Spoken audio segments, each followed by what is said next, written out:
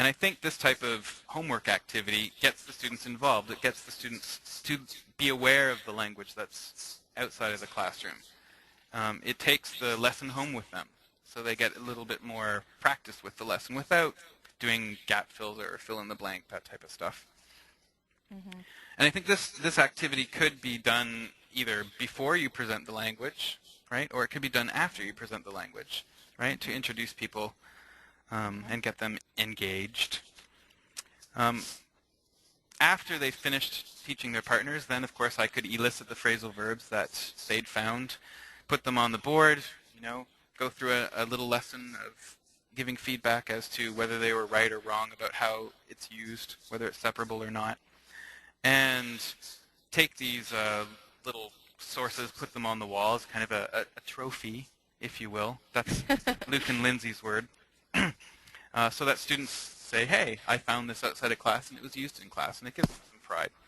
Mm-hmm. So I think if you do homework in this type of situation or this type of way, get students involved, don't make it too boring, then they'll be motivated to do it. Mm-hmm. So I used to do homework, if I can add, there's a couple things I did. First of all, when I was brave enough to give out my phone number to my students. I was never brave enough to do that. Email address was a stretch. They had to phone and leave a message. And then there was another service, I'm not sure if we have it here, but where you could dial a story. Mm-hmm. And so again, they would listen to a story that was, there's a single story that is told over the telephone. That might have been in English. There is here. There's something called murmurs, actually. And if you walk around the city, there's signs with a big green ear on it, and you phone it up, and people have recorded their experience in that area. Exactly. Yeah, that kind of thing. I've never seen any of those green ears. I mean, I've heard about this thing, but I've never really seen it. There's a map on the Murmur site as to where all the ears are, but there's one in Kensington that I saw, and in the annex on Bathurst and Bloor. Yeah. And I think sometimes, because... That would be a carjacking. All of the carjackings in Toronto happen at Bathurst and Bloor for some reason. I'll remember to lock my doors. Oh, God, yeah.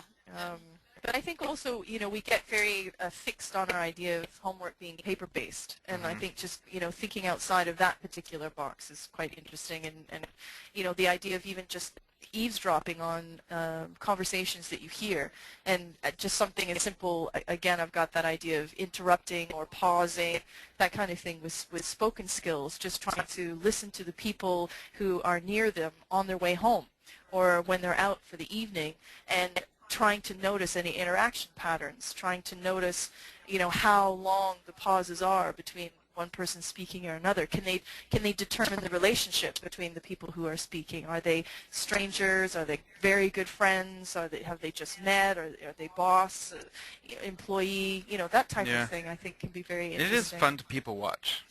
Absolutely. Much more than sit in your bedroom and fill out some blank spaces on a piece of paper.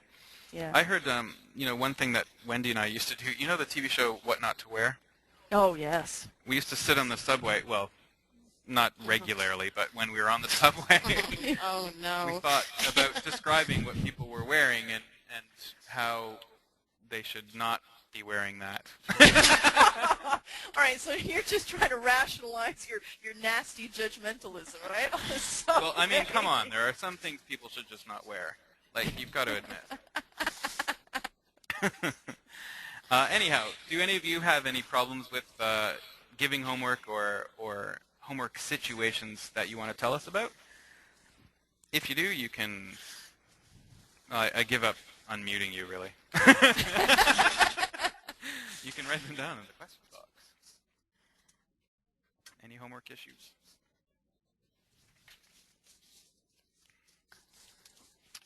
Well, I think considering the time, we Yeah. want to move along. I think we'll move on. So that's a couple of activities anyway from this book that deals with challenging situations that maybe you don't really get in other books.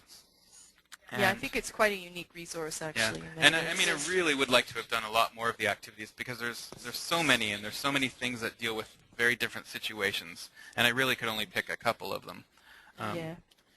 It won 2 awards too, this book. It won the Duke of Edinburgh Prize, and it won the Duke of Edinburgh English-Speaking Union Prize, right, is what it's called.